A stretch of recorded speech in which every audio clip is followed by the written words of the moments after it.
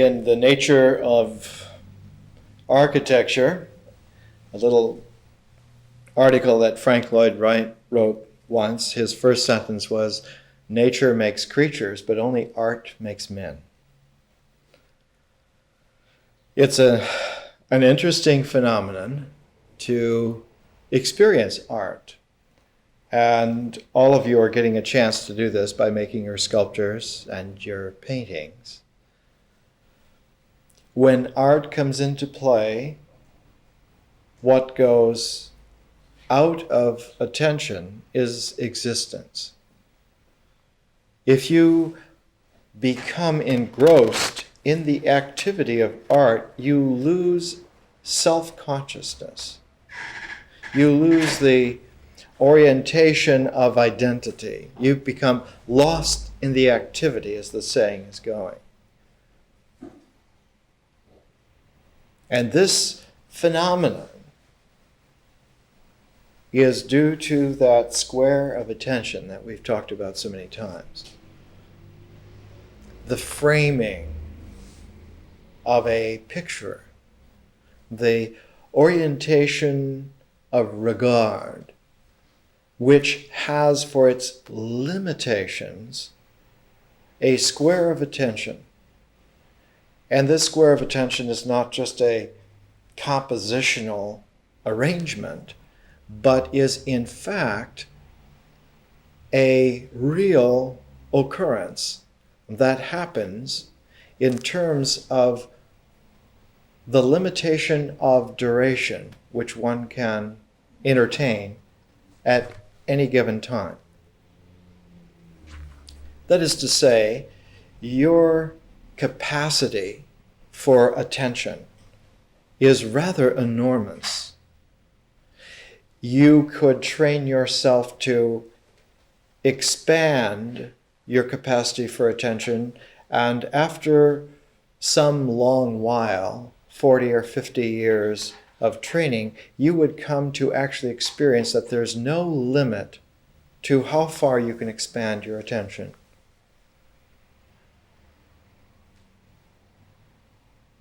But at any given moment, there is a limitation which is there, not because you are limited, but because the focus of attention is naturally limited. Let me explain this. When we look with our eyes to see, the act of seeing, the act of sight,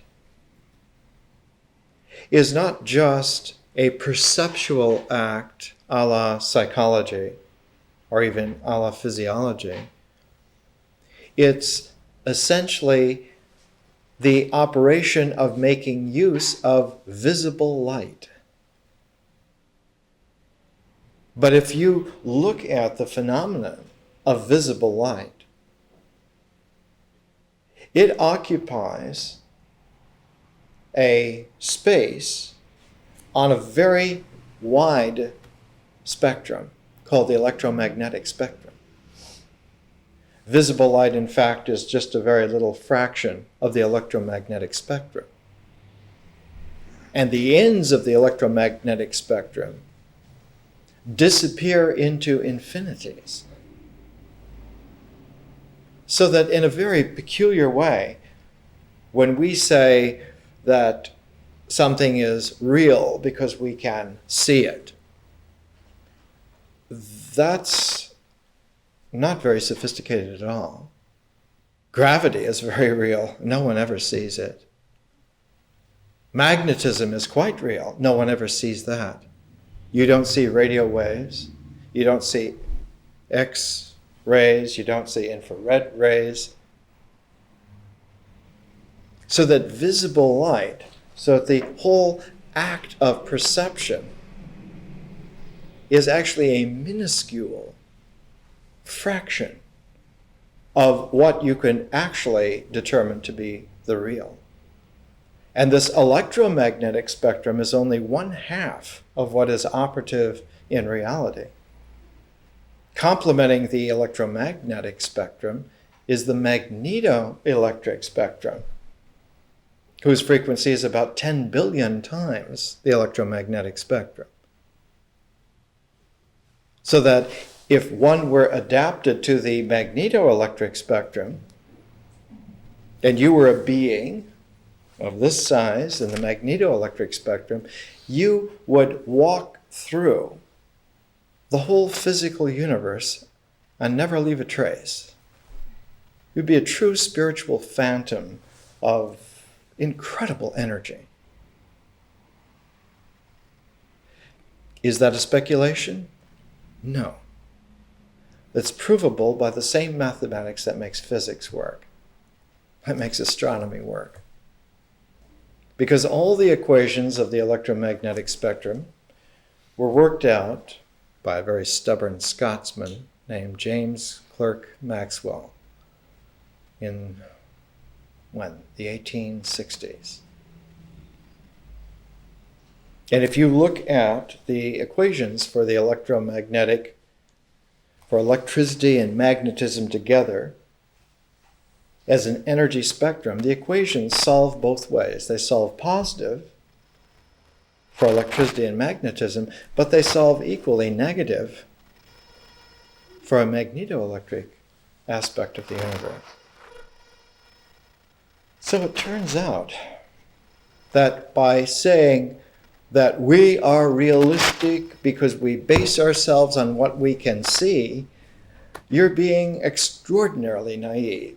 You're settling for a sliver of 1/2 of what is real. And incidentally, that sliver, in terms of its percentage, goes down radically, proportionately, as you expand both ends of the electromagnetic spectrum. And because they are infinite, who can tell? Gamma rays in the electromagnetic spectrum are extremely high charged, and who knows what's beyond that. So the whole criteria of being factual, of basing yourself on data, in order to be somewhat useful, you have to include not only what you see, but the resonances in higher and lower energy frequencies. So that the whole comportment on the ritual level towards existence as things is enormously childlike. And if you persist in using that as an arbiter of what is real, it is childish. And if you persist even 1 second beyond that, it's absolutely foolish. Only in a kind of a kindergarten level of human life could we say that the ritual comportment of things has anything to do with what is real. The most primitive, the most primordial, the earliest men and women of our species already knew about resonances. Australian Aborigines, who got into the Australian continent about 60,000 years ago, have at the very origin of their art the resonant circles around a center, a central dot, which is the thing, and all the resonances. When one takes a look at music, one can find that the intervals are every bit as important as the notes. In fact, here's a little quotation here. This is from a book on musical analysis published by the Norton Musical Publishing Company, talking about how a linear interval pattern is a voice-leading design made up of successive, recurrent pairs of intervals formed between the descant and bass, two voices. And this principle holds everywhere in the universe. This quality of resonant forms having a paired quality is extraordinarily important. Not only because the Australian Aborigine men and women had those resonant circles, or that music has its resonant interval pairings, but one needs to understand that any particular thing is a thing because it has a polarized structure. To make something objective, the polarities must come together. They must cinch themselves. In order for matter to exist, the negative electrons must cinch themselves with the positive protons. And part of what helps that cinching process stay cinched are the neutrons, which are the two particles brought together in a third kind of particle. So all atomic structure of things, of matter, of what's there, is already a polarization which has been cinched.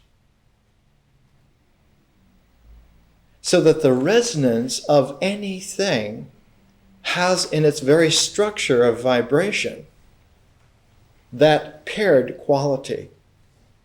There's a resonance of the negative and a resonance of the positive. And if one were really perspicacious, really wanted to get down to the facts, there would be a resonance of the neutrons also. A resonance of not only positive and negative, but of the neutral, of the zero. And so the resonance not only is the resonant wave, which is the form of the negative and positive, but the interval, the space, which is the resonance of like the neutron. So when one is looking to be quite realistic, quite matter of fact, quite direct, quite realistic about what is going on, there are three value resonances of everything, and they're intimately a part of it. Now, in the higher mathematics of the late 20th century, a lot of excursions into these kinds of resonant forms fall under the title of the soliton, S-O-L-I-T-O-N, the soliton. The soliton is the mathematical occurrence of unity within resonance to the point of infinity. That is to say, simple example, if you took a bell out of any form, let's say a brass bell, and you struck with a mallet that brass bell, the sound waves that would echo out would be in the shape of the bell. What's even more peculiar, if you could isolate a single molecule of air that's carrying a part of that bell-like resonance, that molecule would have a bell wave from that sound within itself. That's very peculiar. One of the earliest ways to express this, 1,000 years ago, when Oxford University was first being founded, a man named Robert Grosseteste. Grosseteste means great head. Robert Greathead was the great professor at the original Oxford University. And he used to tell his students, he was an expert on what used to be called the metaphysics of light. It's really the art of the mystery of form.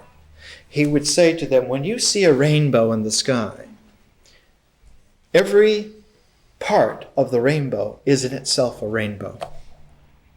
If you took a water droplet from any part of a rainbow and were able to isolate it instantly and look at it, the water droplet would have the entire rainbow within it. But this is a part of the way in which reality mysteriously really is.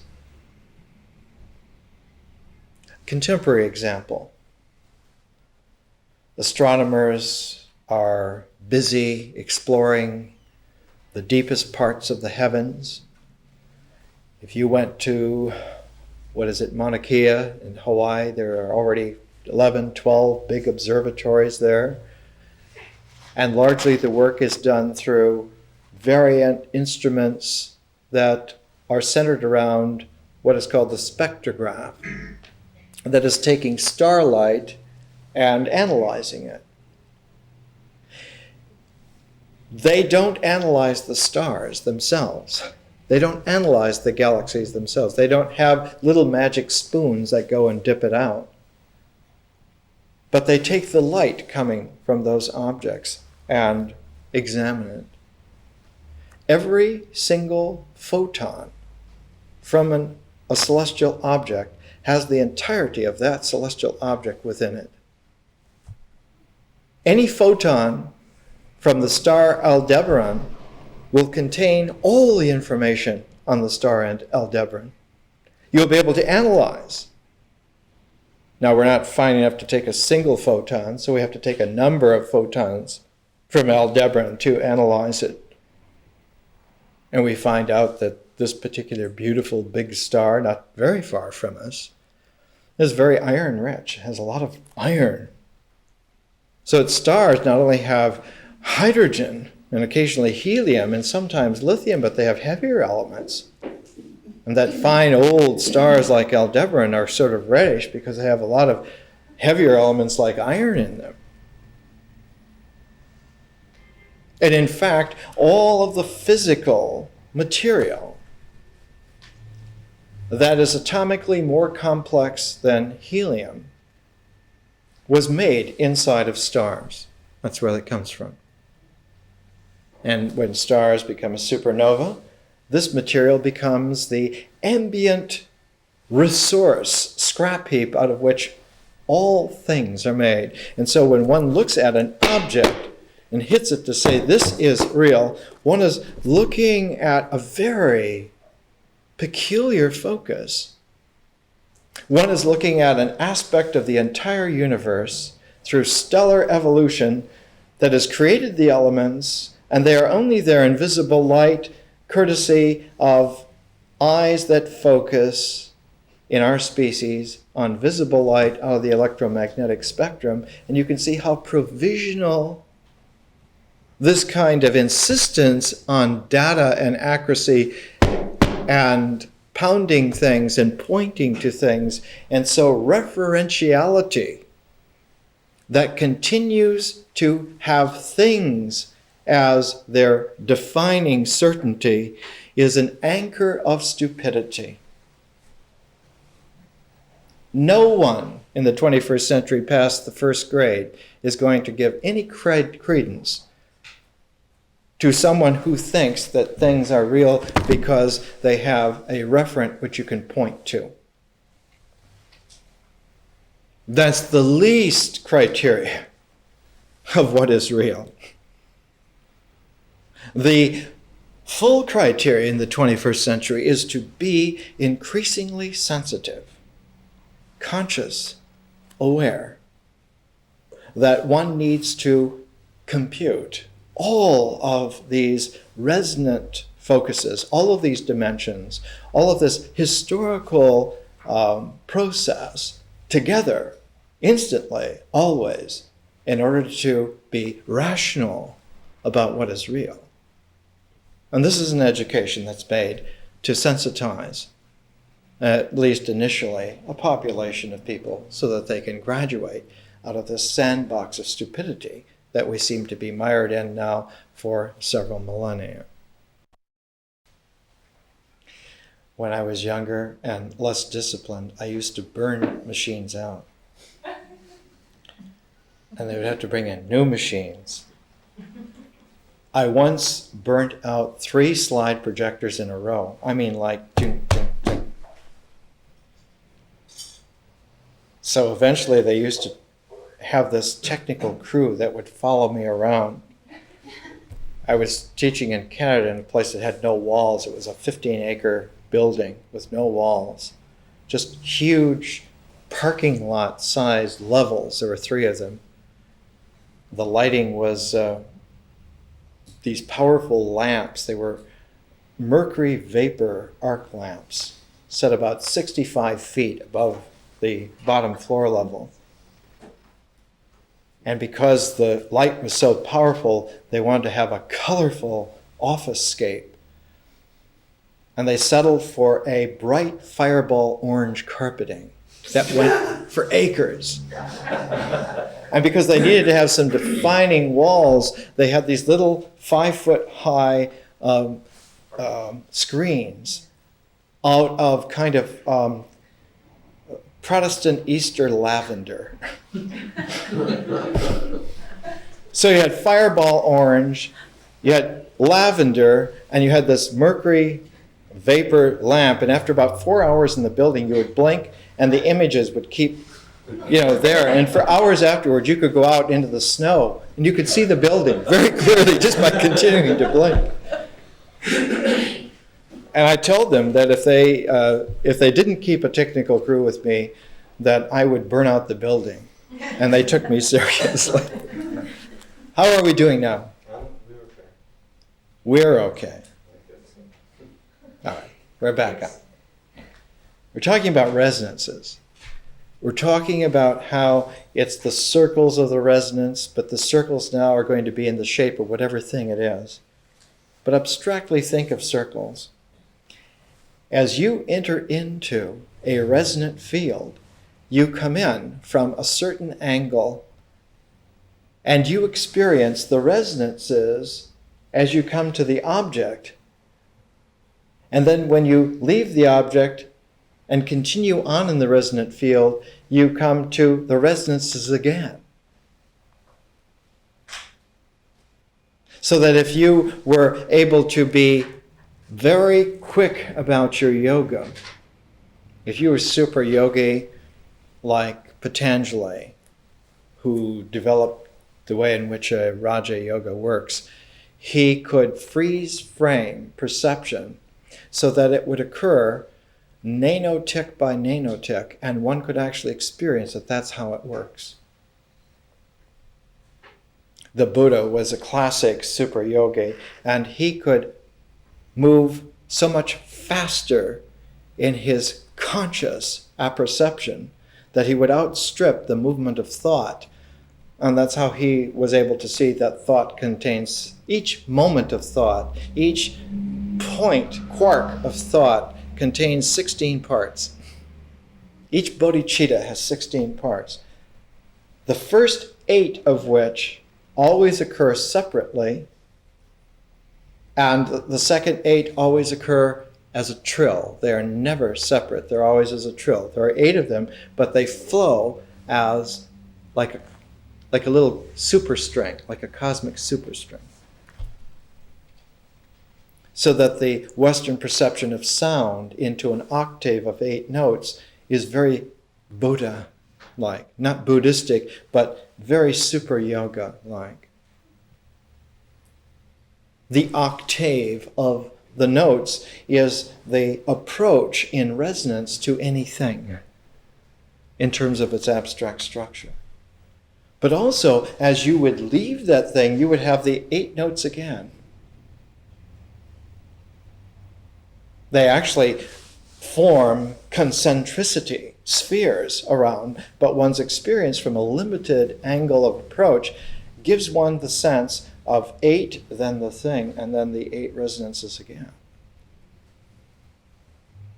So that something real, something spiritually real in history not only has resonances after it has occurred, but also resonances before it occurs. And this is why prophecy works. Prophecy is someone who's sensitive enough, not to the future which hasn't yet happened, but sensitive to the resonances of a future which will indeed happen.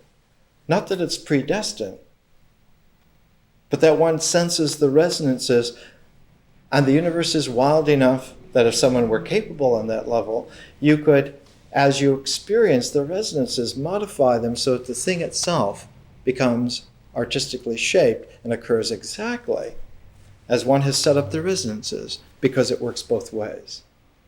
Not only are the resonances accurate to the thing, but the thing is accurate to the resonances. This is why someone can spiritually change themselves.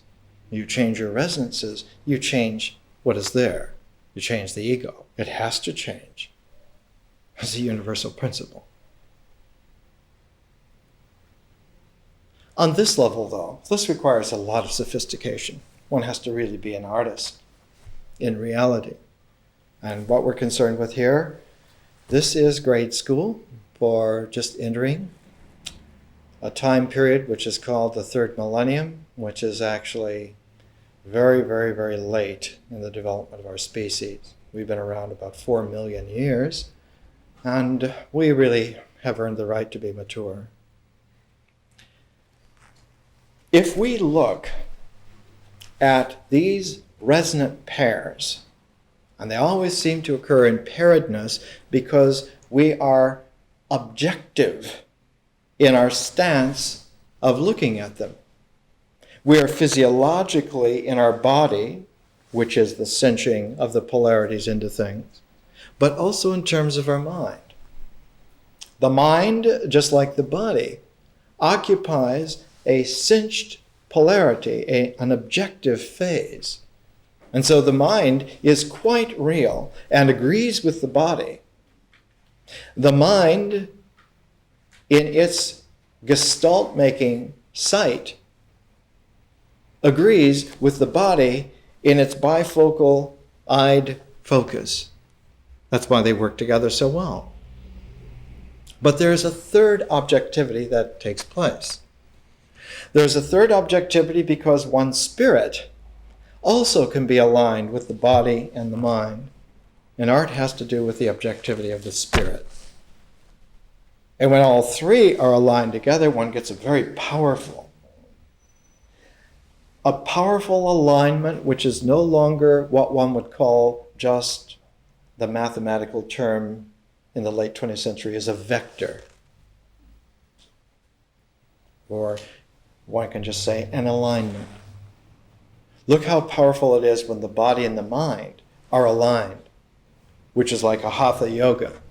When the body and mind are aligned, one has this tremendous directness. But when you align the body and the mind and the spirit together, all three, one doesn't only have a vector, but one has, on the mathematical form, is called a tensor. A tensor is a relationality of two or more vectors into a mathematical certainty that goes into all kinds of dimensions that the simple duality, the simple pairedness of body and mind cannot approach. With the body and mind aligned, one can deal with the geometry of reality. But when the body, mind, and spirit, all three are aligned, one can deal with the trigonometry of reality. One lifts off the plane into the sphere. And of course, there are alignments beyond that where one lifts out of the sphere into the openness that allows for sphericality to happen, that allows for planes to be infinite. And so there's a lot to learn. There's a great deal to sensitize toward. And if one is going to be practical, if one is going to be forthright, if one is going to be objective, if one is going to be realistic, this is the kind of opening up progression of educational maturity that's essential. There's no substitute for it. Or rather, the substitute for it are the varying degrees of ignorance. And of course, the old characterization from the aligned standpoint of the super yogi is that ordinary life is rather an ocean of ignorance called samsara in ancient Sanskrit. It's a whole ocean of ignorance. That everywhere you look, everywhere you are, for as deep as you want to consider, no one, nothing understands or is understandable. And it is a great transformation to begin to have, out of this ocean of ignorance, a kind of topography of reality emerge as islands where one can actually begin to live in a very mature way. Only instead of these islands being on some surface of a plane, they are islands that are suspended in a trigonometric functional reality, minimally. They're actually there in many dimensions. So that these are the cosmic worlds.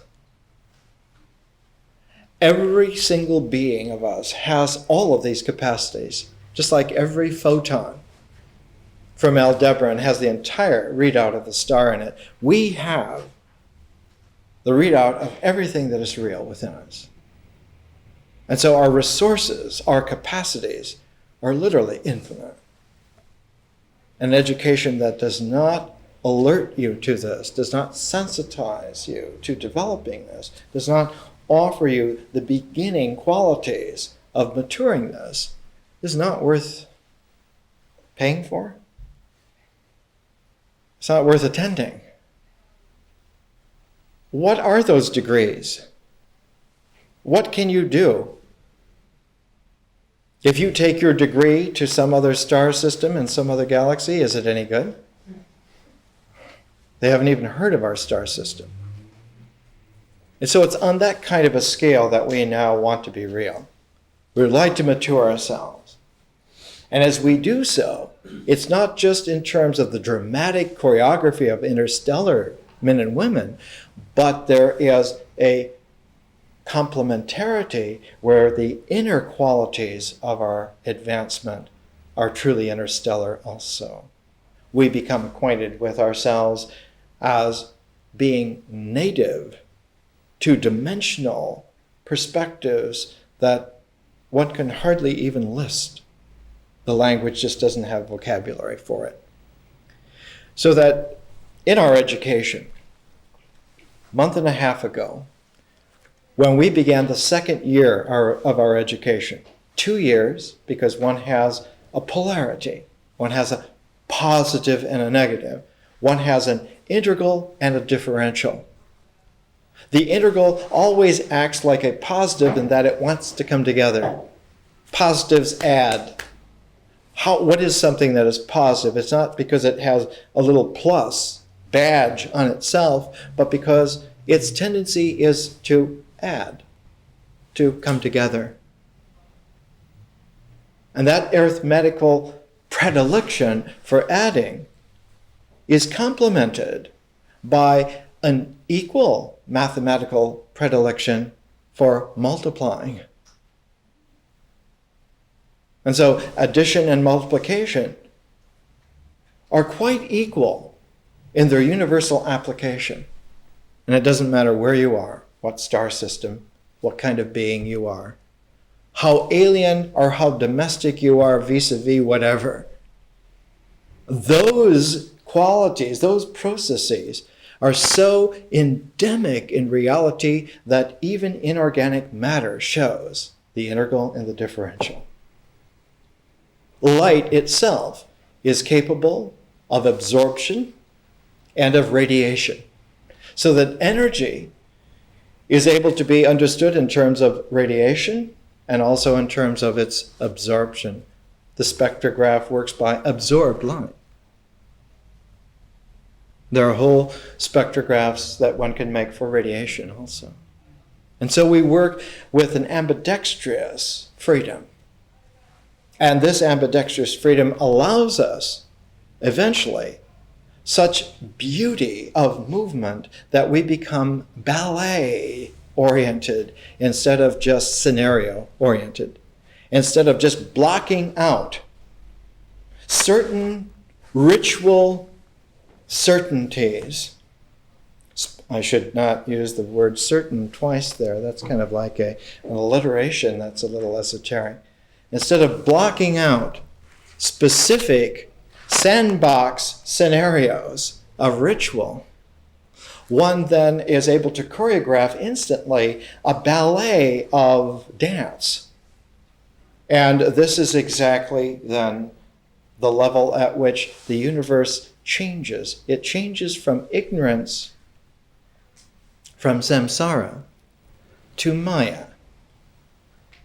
Agreed, maya is also a veil, but it's a dancing veil. It's quite different from samsara. Samsara has you baffled, has you buffaloed, has you hypnotized. Whereas maya, one can sense that if you could dance with that movement, there would be a possibility of a mergence. And in that mergence, one would be able to experience beyond even that freedom of participation. What is beyond the freedom of participation? The openness, the infinite openness of creativity, of actual creativity. And that's where the artist lives. The artist lives in that open air of creativity. And the artist experiences that to the extent that they have relinquished the little ties to ritual. So that as art comes into play, ritual goes out of play. Ritual is still there, but it becomes like a non-attended, automatic happening. And this is why artists who become very adept at their work, that's an advisable term, adept. Artists who become very creative at their work remind themselves constantly to remember the ritual aspect. When someone goes into sumi ink painting, one of the great arts of the world, the sumi artist makes sure that the ritual is observed, but not consciously. That the ritual be observed totally out of the frame of conscious attention, and nevertheless there. The sumi artist will stretch the canvas behind, which is actually paper, stretch a rice paper so taut that a single misstroke with his brush will break the paper, and then have a table filled with jars of inks or waters or brushes, and will prepare himself or herself, and in a single movement take a brush, dip, turn, make the form, and be back. It must be a single seamless moment. That movement must not have any parts. Though one watching it sees the choreography in terms of parts, though one could write down in a kind of a dance notation. A man named Laban developed a notation for physiological movements, Laban notation, and one could actually inscribe that like musical notation. And you could have several pages of what actually one was able to see, but to the sumi artist, it was one movement. It was a single instant. And the complete resonance of that is the sumi ink work. That work of art itself is the reality. So that one coming to appreciate it with a kind of very complete Zen-like directness, one experiences the unity of the motion in the work.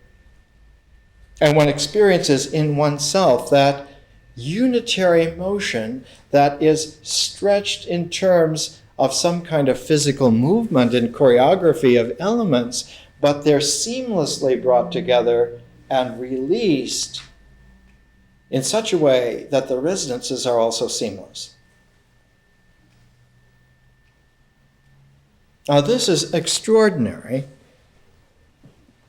and this is why an artist like, we're taking Frank Lloyd Wright and Henry Moore, this is why an artist like Henry Moore, who makes what to some people are abstract works of sculpture, especially likes women.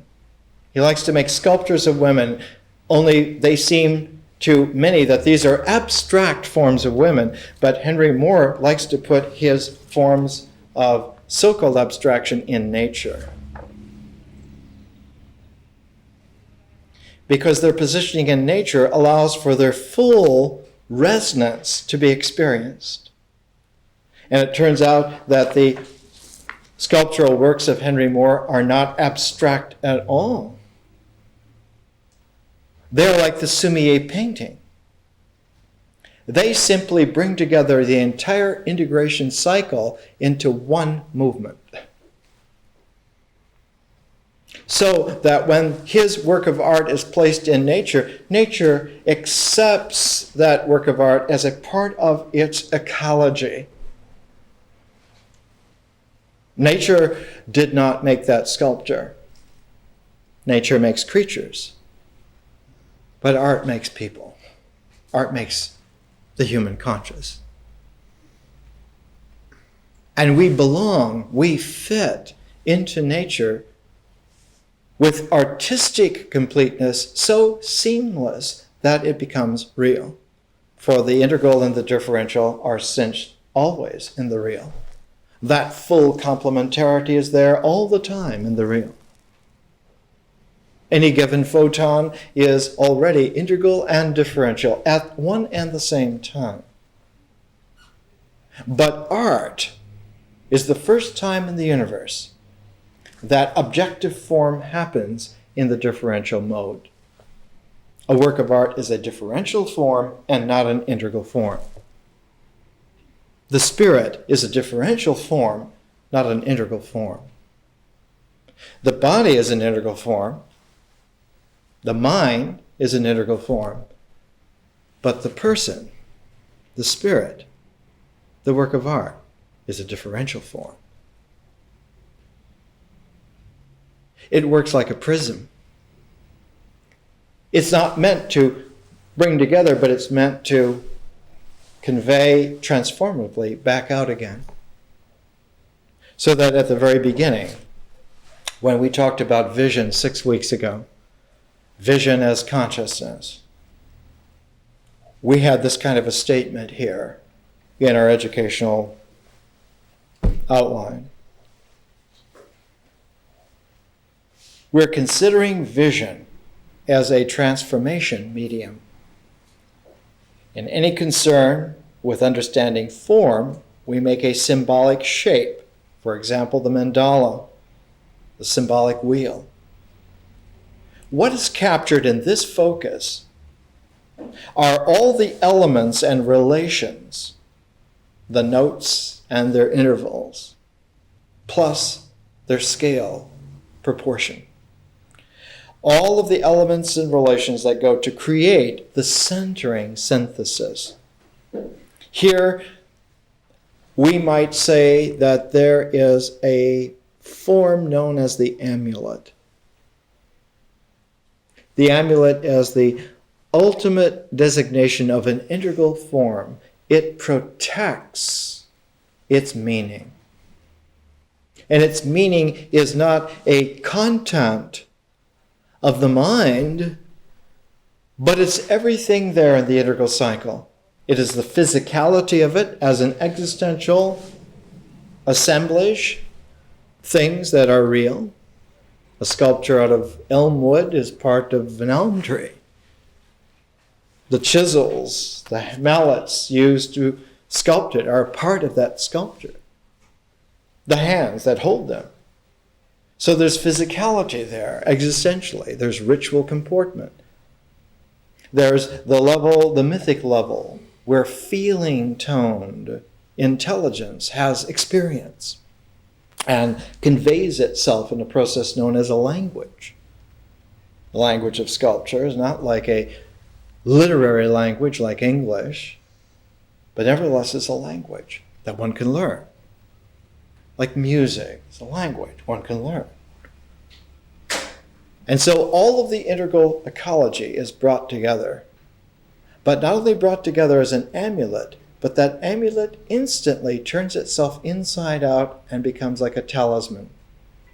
It gives out, it radiates out So that when one experiences a work of art, the full impact of reality is what occurs. It is up to you to sensitize yourself to enlarge your spectrographic capacities in order to appreciate what it is that's there. You cannot easily enter in off the street and hear Mozart's Jupiter Symphony.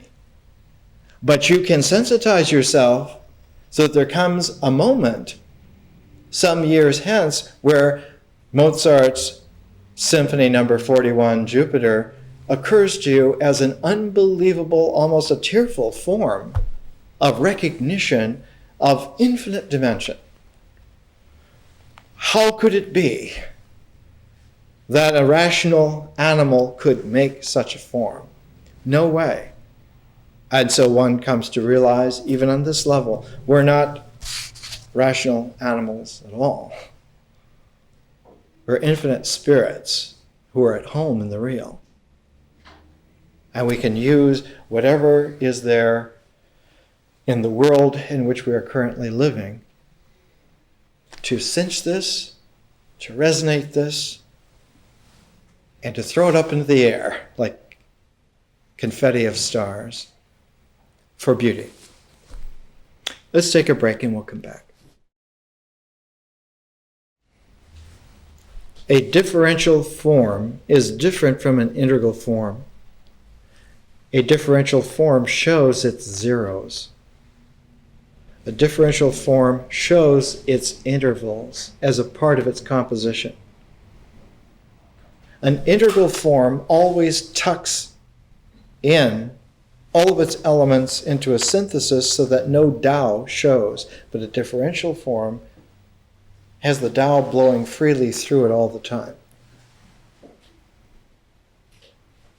So that a form that has its Tao, has its intervals, has its zeros, has its spaces, has its holes showing, is a good sign that that's a differential form and not an integral form. An integral form comes together to tie meaning protectively into a realization. An idea is a form, a mental form, to hold a juncture of realization. And that realization has as its structural elements meaning.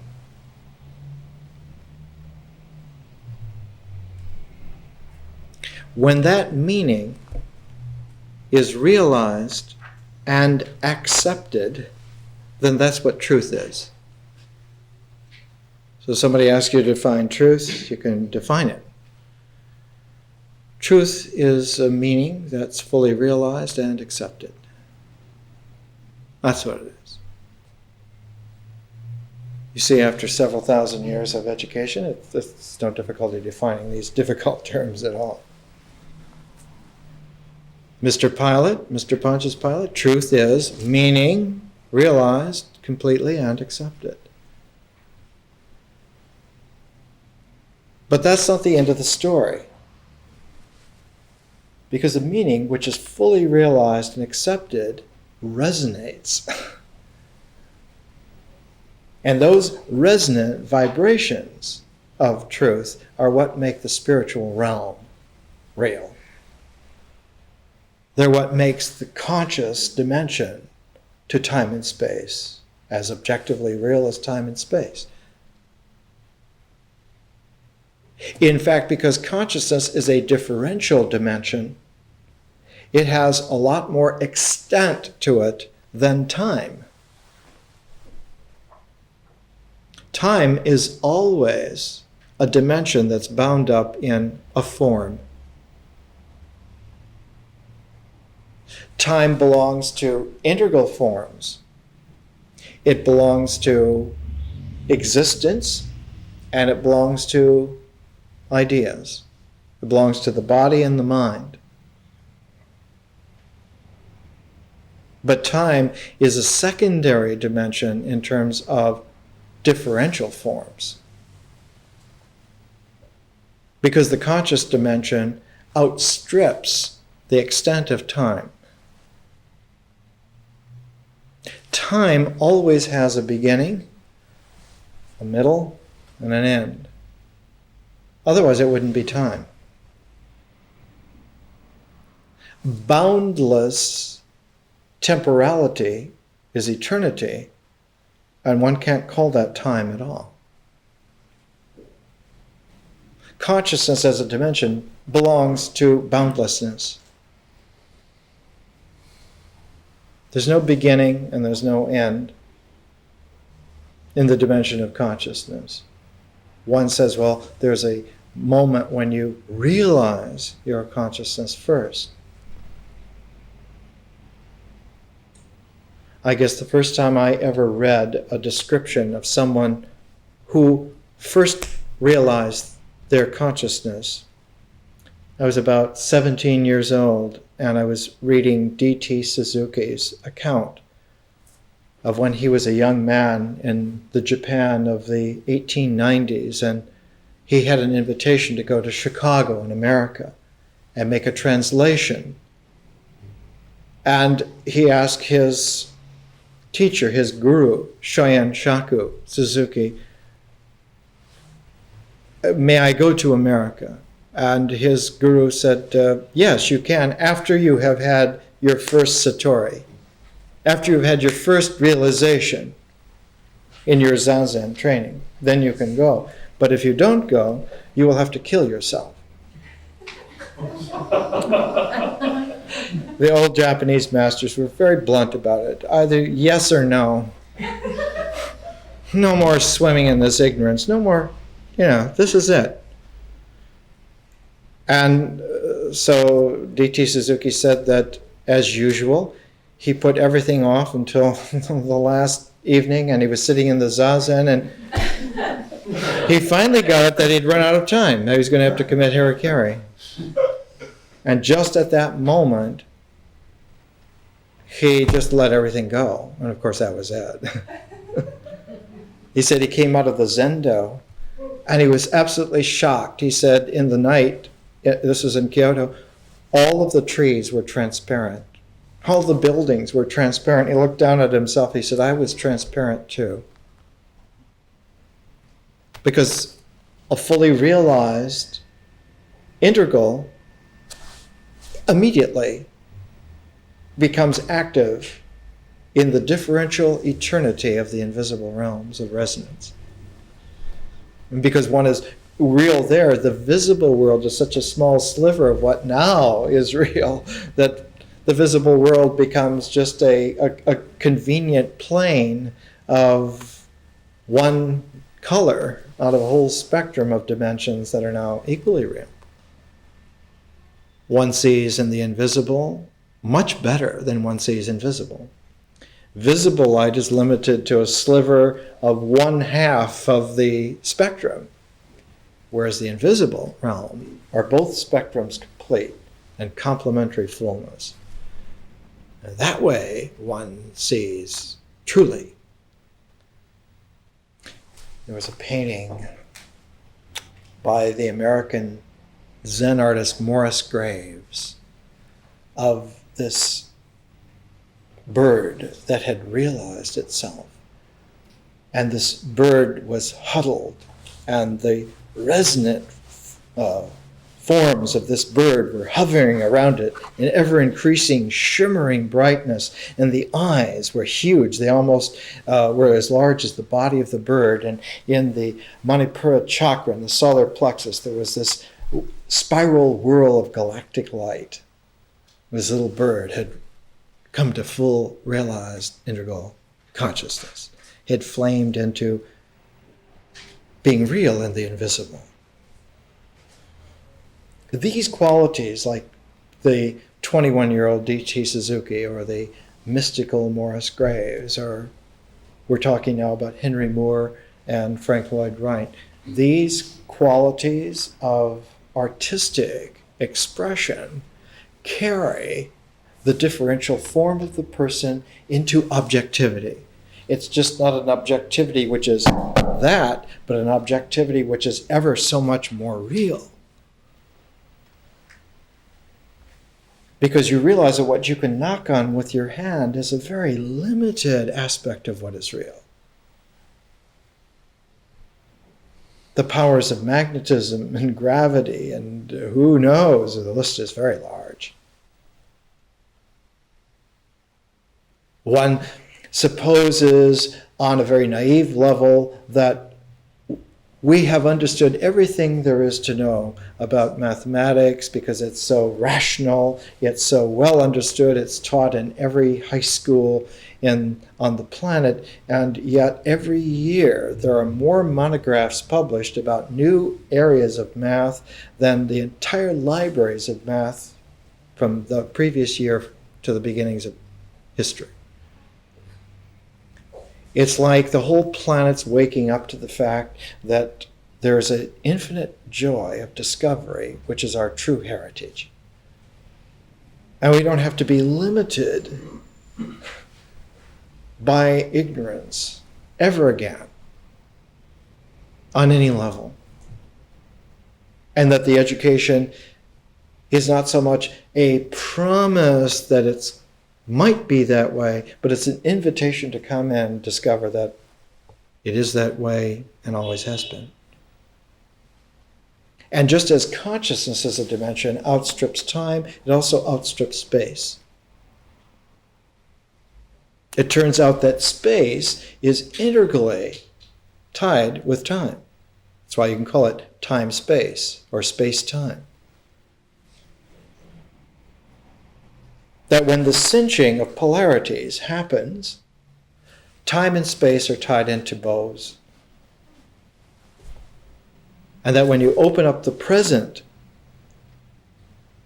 of phenomenal physicality, it opens into differential forms where one can see that beyond the limitations of time, beyond the limitations of space, outside of space-time formations are possibilities that are endless. So that when he was writing his theory of poetry, the American poet Wallace Stevens said one of his favorite quotations was in one of Paul Clay's notebooks.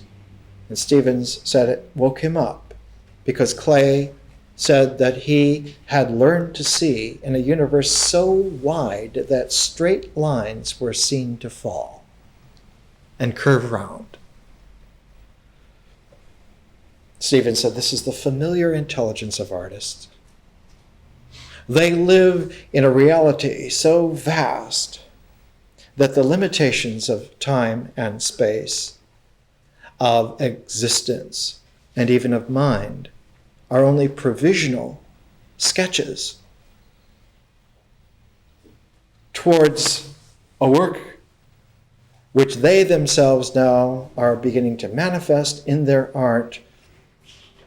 Who knows what it will be? Wallace Stevens, by the way, was not your normal poet. He was the vice president of Hartford Insurance Company, Hartford, Connecticut. He would commute to his office in New York City, and while he was on the commute train, he would compose in his spirit the poem of the day.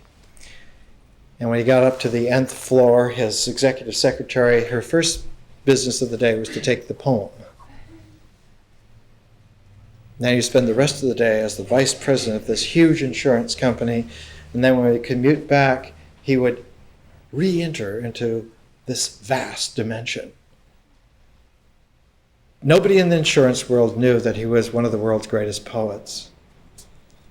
And he, when he was younger, just would send his poems just to a couple of friends like William Carlos Williams or E.E. Cummings. And I think Williams responded once with a very short letter. He just said, wow. Williams himself was not a poet. Not a poet, not a fancy poet. He was a doctor. It's like a little small town doctor in Paterson, New Jersey. E.E. Cummings was actually an alien who pretended to be a human being. So All the great American poets of that age were not poets, they were professional others. T.S. Eliot was an executive in Faber and Faber Publishing Company. The only poet was Ezra Pound, and he was actually an outlaw. He said, I want nothing to do with the establishment. He was born in a little town in Idaho that's still less than 100 people. This quality of the way in which an artist matures is that they do not stop at realization. Realization is only the balance fulcrum of the middle. They go as far beyond realization as they did to come to realization. So that the realization for the artist is but the center of a resonant reality which they encompass entirely. And so a mature artist comes to live in the resonant field of their realization. And because that resonant field also extends not only in space, but in time, they come to inhabit the entirety of their lives. Not only the life that came up to the moment of realization, but the life that followed that moment of realization, even though they may not have lived it yet. And because it's going to be quite extraordinarily different, because they haven't yet lived it, so it's not concrete. So they live in a life which is creatively open all the time, and because it is creatively open after their realization, the life before that realization, being resonant, is also creatively open. And so the artist will be who he will be. She will be who she will be. And their entire life is creative in the actual sense, that they are modifying constantly who it is that they have been, as well as who it is that they will be. And because they are modifying themselves, because they are a complete creative mystery, always newly real, and because Mother Nature as a principle always responds. Nature is reciprocal. So that the universe is constantly changing as artistic beings are constantly modifying themselves. So that super yogis 1,000 years after the Buddha said, the only way we can characterize this place is that as the jewel matrix of infinity. It will not only be whatever it will be, it also will be whatever it wants to be in the past. So that both past and future, resonant of an open, infinitely open present, constantly changing. And so when one knocks things to say that this is real, it's stupid on an exponential level. That never was an arbiter of what's what, because what's what is changing all the time, not only future and past, but in its present openness. And with that kind of a scale, one loses very quickly all vestiges of intolerance. What is there to be intolerant about? One's favorite critical enemy could just as well, in a universe where lines are seen to fall, become one's best friend in some version of oneself, who knows when, where. And so out of this comes the pairing of compassion and wisdom. You get it, that none of these beings are enemies. None. Not a single one. But that this maturing takes place in a way which is understandable in terms of completeness, of complementarity, of pairedness rather than polarity. The polarity is necessary at certain phases for cinching objectivity, but one is constantly needing to creatively remember that this is only provisional cinching. You may want to cinch it, re-cinch it in a different way. I guess we need t-shirts say re-cinch. Revision. Re-listen. Remember. There is a beautiful, poignant moment in one of the few poignant moments in the original Star Trek series, where James Kirk has unwisely, but in his dashing way, fallen in love with this beautiful woman who turns out to have been a robot. Madly in love with her. And of course, she is disconnected permanently. And he goes into this deep romantic funk. And he's sitting, stewing in his cabin. And in comes the beautifully wise, compassionate Mr. Spock. And he sees his friend having drifted off asleep in this anguish. And he puts his fingers and thumb to the head. And he says, "Forget. Forget." I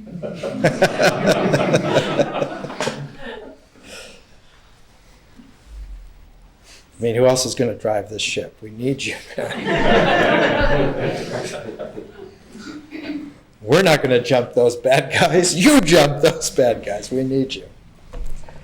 So a differential form always remembers its zeros, its Tao, its intervals. The difference between noise and music is that the intervals are worked into it, into the composition. The difference between a Rorschach blotch and a Sumier ink painting is that the Tao, the shunyata, is worked into the composition. It's there. Hence the saying, emptiness is form, form is emptiness. It's a complementation, which is universal.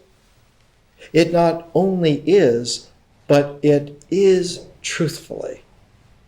And in accepting that, one finds that you don't accept an item in a doctrine, but one activates a dimension in one's own present. This is a totally different thing. When that activization is working, we say today the juices are going. Ideological confines run off your back like water off a duck. They don't have any place to stick to. The classic way in the high Dharma of India used to be the story of Vilamakirti, who became sick. And anybody who was sent to see how he was, he would engage in these ultimate Dharma questions where they would become so confused, they would become uneasy. And finally, a report came back to the Buddha that somebody had to do something about Vilamakirti. And so the Buddha himself went to visit him and sat down and he said, "Why are you ill, my friend?" He said, "I will be as ill as long as ignorance is here in the world. It's making me ill." And so they went into this long, detailed conversation. And the big high honchos who were to carry on Buddhism noticed that whenever Vilamakirti would talk, there would be this rain of flowers. These lotuses would rain, little miniature lotuses would rain, and they would stick to them like glue. Except that none of them stuck onto the Buddha or Vilamakirti. They just ran off them, and so there were like pools of lotus, little miniature lotus flowers around them. But everybody else was getting tarred and feathered by self-symbols that were sticking to them, molecular self-symbols, because they were still in the integral mode and would not release. So they didn't have this demagnetizing quality of the differential openness. So if you cling to realization, you will just be eventually smothered in little microscopic self-symbols that will glue themselves onto you. You have to let it go. Even wisdom, even realization, just. And then you can walk freely. Art is the first time, in an objective way, that a sentient being, not just human beings on this planet, any conscious beings in time, space, in any star system, it's the first time that objectively one comes to experience the actuality that openness is real universally, and that one's very form has openness as a part of its composition. So that the mobility of the artist is not just a mobility in time and space, but a mobility in conscious time-space, and that mobility in conscious time-space is an artistic movement that even transcends the limitations of dance. On this level, one can then begin to say something like this. This is a quotation from Frank Lloyd Wright, one of his very interesting little excursions. He's talking here about building his home, Taliesin, 1909, 1910, for the first time, going back to the basic pioneering ground, the land of his grandfathers, and for the first time building a place for him to live as an artist. Because a home then is not some kind of a box in which the identity is placed as an object, but the home is a differential form for the spirit to allow it to have its zeros and Tao and its intervals worked into its composition on a moment-to-moment, day-to-day, year-to-year basis, and also in eternal durationlessness. He writes, when he began to design this building, when he began as an artist, as an architect, to see this design, he saw the hill upon which the home was going to be built, not on the top of the hill, but on the brow of the hill. And as he saw the hill as the location for this differential art form of Taliesin, he saw the complement to the hill, which was a depression in the land about a mile away, which was a stone quarry. And so he saw in this kind of bifocal way, not only the hill where he would live, but he saw the depression which he would quarry the fundamental building materials to make that home. So that the home was not only with the hill, but it also was with the depression, the stone quarry into the ground. And this is how he wrote it. There was a stone quarry under a hill a mile away where the yellow sand limestone, when uncovered, lay in strata like the outcropping ledges in the facades of the hills. The look of it was what I wanted for such masses as would rise from the slopes. The teams of neighboring farmers soon began hauling it over the hill, doubling the teams to get it to the top. Long cords of this native stone, 500 cords or more, were taken, got up there, ready to hand, as old Father Larson, the Norse stonemason, began working in the quarry. Blasting and quarried it out in great flakes, the stone went down for pavements of terraces and courts. Stone was sent along the slopes in great walls, stone stepped up like ledges onto the hill and flung long arms in any direction that brought the house to the ground. So that he took the strata of what was a depression and used that, quarried that as the very material that became the fireplaces, the walls, the terraces, so that the bones of what was rising came from the material of what was underneath. And he got that this was a ballet of completeness, that the stone from under the earth became the very structures of the house above the earth, and began to understand and get this. And one sees in Taliesin, the living room, with a great ledge arranged now in a central fireplace that held up the entire presence of the structure.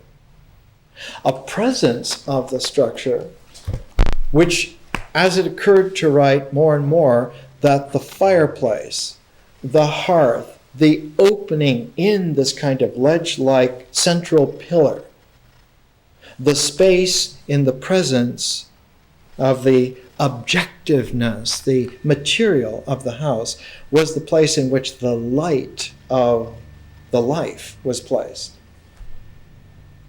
He said there's nothing worse than to be in a house where the fireplace doesn't work. And there's nothing better to be in a house where the fire, the hearth is kindled, and it's not just the light and the cooking heat and the warmth, the camaraderie, but it's that the fire of one's creativity is put into the stone, arranged into one's structure. And that to experience that on a day-to-day basis over years, that the house begins to settle into reality, into an integral reality that has a resonance. And one begins to have a relationship through the house to the entire landscape, all the animals, the plants, the other people, those who are in the house, oneself, one's past versions, one's future versions of oneself. That the drama becomes crowded with personages because all of time-space finds its way to increasingly not only focus but to radiate out at the same time. This, he said, was organic architecture, which is misheard. People think that has to do with using living items to build with. Organic in the sense that it belongs to eternal life is a complementation. This. When Frank Lloyd Wright was building Taliesin, Henry Moore was 11 years old. And Henry Moore had this experience. He saw the old stone carvings, the English stone carvings, in this kind of Yorkshire cathedral near the town where he was born, a town characterized by rows of dingy red brick houses that were 2 rooms downstairs and 2 rooms upstairs with a lane in behind that would handle these trucks that would take the trash and empty out the water closets, and the children would play on these paved little lanes that in the distance what you saw were the slag heaps of the foundries. And he grew up in that kind of environment. I sympathize. I grew up in an industrial town in Michigan where the closest big thing to where I lived was a gray iron foundry that had doors about 40 feet tall that when they opened you saw the flames of the steel furnaces inside, and the little forms of men like black shadow beings tending those. So I sympathize with Henry Moore. When he went into a cathedral in Yorkshire and saw the stone sculptures of the Gothic period, something echoed in him. He said it wasn't the sculptures so much as it was the stone shaped into sculpture. The stoniness, the material, the stones which had been shaped, called out to him in a talismanic way. They awakened in him a quality. So that one of the little activities that he did as a boy, one of the few games that they could play in these little alleyways, was a version of stickball. They didn't hit a ball. They hit a little whittled piece of wood, which they called a piggy.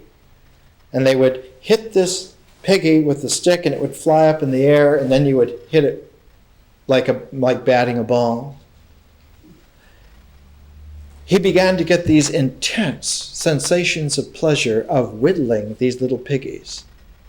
And that if you shaped them just right, they would really rise up and you could really hit them a long way. And he learned that, he was 11, the feel. So while Frank Lloyd Wright is building Taliesin, Henry Moore is discovering that there's an art to making forms. And that if you do it just right, it increases your capacity to play. And he said he never forgot that. It was not just an aesthetic, but it was a kinesthetic impression that did not hit his eyes so much as it hit his hands. That the hands of a sculptor are alert, they're alive. About 60 years later, Henry Moore was in the north of Italy. He was at Carrara, the great quarries where marble for the Renaissance. It's been mined. Michelangelo's sculptures, the material came from Carrara. And there's Henry Moore. And I saw some photographs, and one of them in particular got to me. It was Henry Moore with his shirt sleeves rolled up, sitting like a little boy on one of these blocks about 20 feet cube of Carrara marble. And he was sitting there, and it looked like he must have been swinging his legs like a boy, feeling the stone, feeling the marble. And sure enough, a couple of pages later in this book, there was a photograph of Moore putting his hands, like an artistic rabbi, feeling the material, putting his hands on the material, because the intelligence of the sculpture is there first. It's there first. The ability to position oneself so that the mass and weight of the material is where you are. To integrate it. He writes it in this way.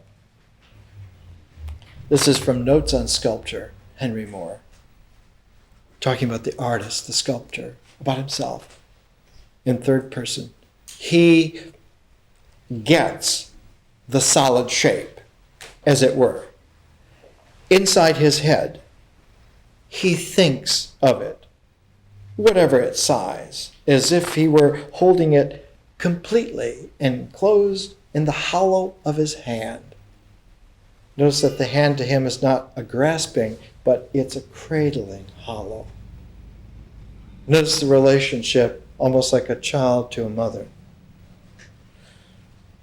He mentally visualizes a complex form from all round itself. He knows, while he looks at one side, what the other side is like. He identifies himself with its center of gravity, its mass, its weight. He realizes its volumes as the space that the shape displaces in the air. There's a marvelous quality of lucidity, of the artist not speaking as a philosopher of art, as an aesthetician, but as an artist putting into a medium of language what it is that he does. I have a terrible film, an interview, would-be interview with Henry Moore director of some museum is asking him stupid questions, and one of the questions is, why do you make these forms? What's the secret? What's the insight into it? And his reply, just shrugging off like stupid questions from a child, he said, well, I like these forms. That's why I make them. More next week.